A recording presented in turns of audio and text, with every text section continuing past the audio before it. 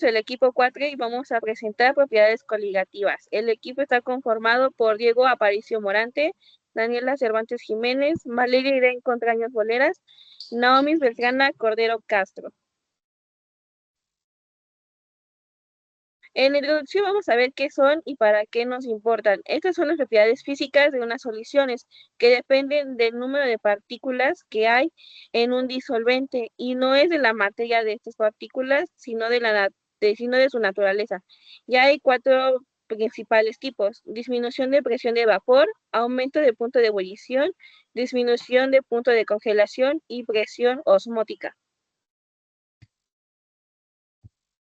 En el fundamento termodinámico vamos a ver las propiedades coligativas que se explican mediante potencial químico, entropía de mezcla, ley de Raoult para soluciones ideales y la presencia de soluto disminuyente el potencial químico del disolvente.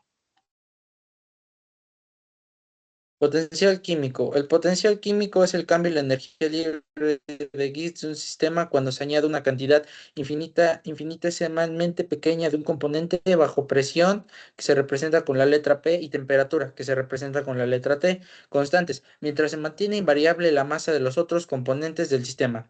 El potencial químico también puede definirse en términos de la energía libre de Helmholtz, la cual nos dice que la energía libre de Helmholtz es un potencial termodinámico que mide el trabajo útil que puede obtener de un sistema termodinámico cerrado a temperatura, volumen y número de partículas constantes.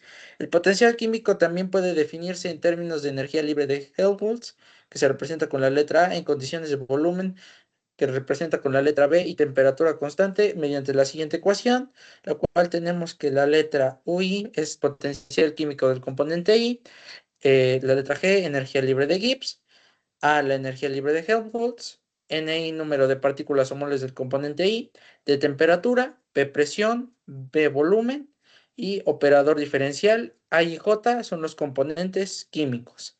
Entropía de mezcla. Es el cambio en la entropía, una extenso termodinámica cantidad, cuando dos diferentes sustancias químicas o los componentes están mezclados.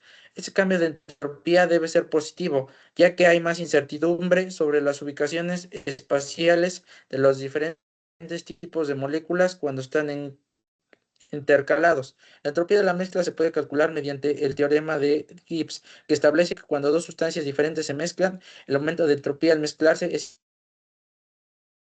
igual al aumento de la gas si las dos sustancias se expandieron solas en el volumen de mezcla.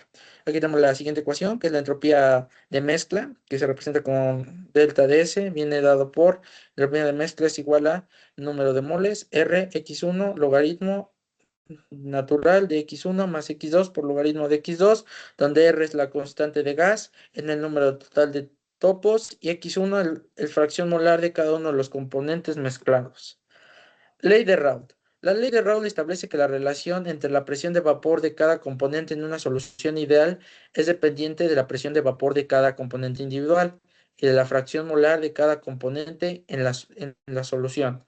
La ley debe su nombre al químico francés Francois-Marie Raoult, nacido en 1830 a 1901, mediante la cual la presión parcial de un disolvente sobre una disolución P1 está dada por la presión de vapor del disolvente puro PO1, multiplicado por la fracción del disolvente en la disolución X1, representa con la siguiente fórmula, donde P es la solución, E es igual a X solvente por P solvente. La P solución es la presión de valor del vapor de la solución, la X solvente, la fracción molar del soluto, y P solvente, presión de vapor del soluto puro.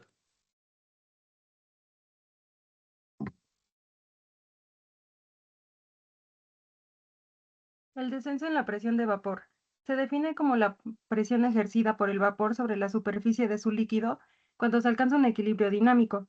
La presión de vapor del solvente disminuye al agregar soluto no volátil. Ejemplo, el agua más alta lleva la evaporación. Nos dice que la presión parcial del solvente sobre una solución es menor que la presión del vapor del solvente puro. Tenemos las ecuaciones, que son descenso de la presión del vapor de la solución es igual a la fracción molar del soluto por la presión del vapor del solvente puro. También descenso de la presión del vapor de la solución es igual a la presión del vapor del solvente puro menos la presión parcial del solvente sobre una solución. Presión parcial del solvente sobre una solución es igual a fracción molar del solvente del soluto por la presión del vapor del solvente puro. Tenemos la elevación del punto de ebullición. Temperatura de ebullición es la temperatura a la cual la presión del vapor se iguala con la presión atmosférica. Cuando la presión atmosférica es baja, se requiere poca energía para que la presión de vapor líquido se iguale a la presión externa y su punto de ebullición es bajo. A nivel del mar, la presión atmosférica es alta. Luego el agua hierve a 1000 grados centígrados en las altas cumbres cordilleras. La presión atmosférica es baja, por lo que el agua hierve a una temperatura menor a 100 grados centígrados. El punto de ebullición de una solución es mayor que el del solvente puro. A mayor número de partículas, mayor elevación. Ejemplo, anticongelantes en motores aumentan la temperatura de ebullición. Tenemos que la elevación del punto de ebullición es menor que la temperatura del punto de ebullición del solvente puro. Elevación del punto de ebullición es igual a la constante molar de elevación del punto de ebullición del solvente por la molalidad. Tenemos la elevación del punto de ebullición es igual a la temperatura del punto de ebullición de la solución menos la temperatura del punto de ebullición del solvente puro. Descenso del punto de congelación. El punto de congelación de un líquido es la temperatura en el cual las moléculas de una sustancia pasan del estado líquido al estado sólido. Este fenómeno se debe a la agrupación de las moléculas, las cuales se van acercando paulatinamente, disminuyendo el espacio intermolecular que las separa, hasta que la distancia del mar tal que se forma el sólido.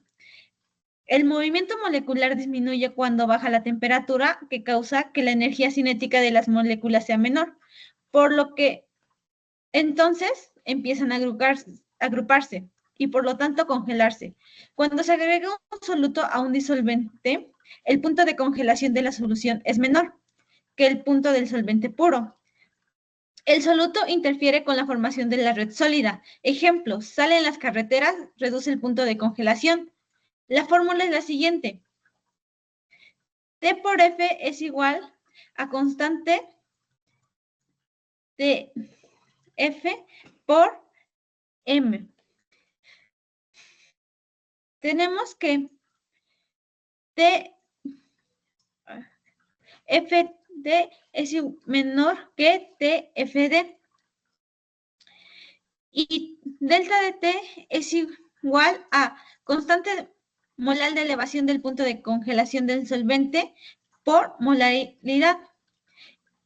Y tenemos que TF, que es constante molar de elevación del punto de congelación del solvente, es igual a TI, que es la temperatura del punto de congelación de la solución, por TFT, que es la temperatura del punto de congelación del solvente.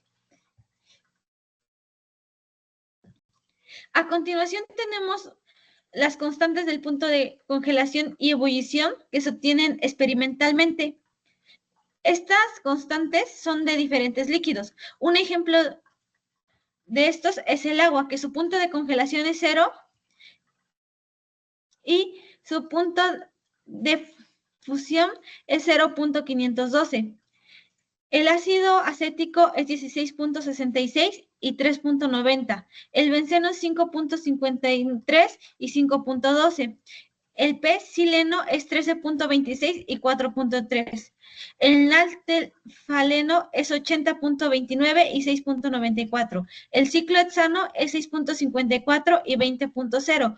El tetracloruro de carbono es menos 22.95 y 29.8. El alcanfor es 179.8 y 40. Compuesto. Agua. Punto de ebullición 100. Constante 1.8. Éter etílico 34.55. Constante 2.02. Disulfuro de carbono 46.23. Constante 2.35. Benceno 8.10. Constante 2.53. Tetracloruro de carbono 76.75. Constante 5.03.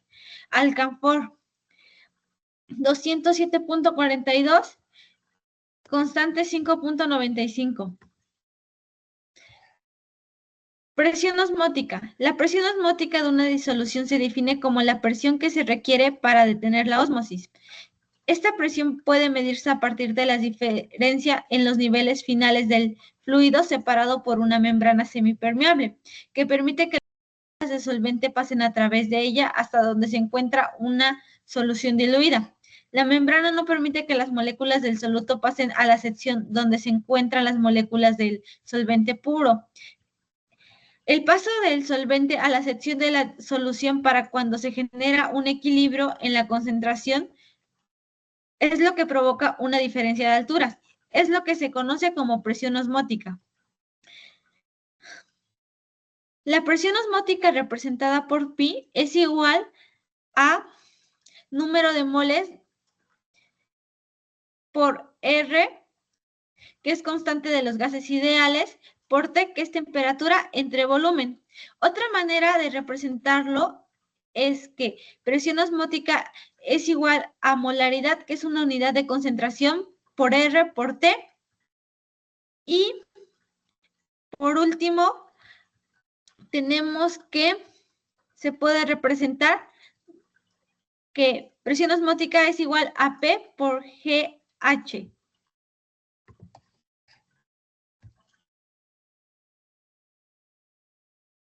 En conclusión, las propiedades coligativas permiten comprender cómo la cantidad de partículas disueltas modifican el comportamiento macroscópico de las soluciones, aportando bases termodinámicas esenciales para aplicaciones científicas, industriales y biológicas.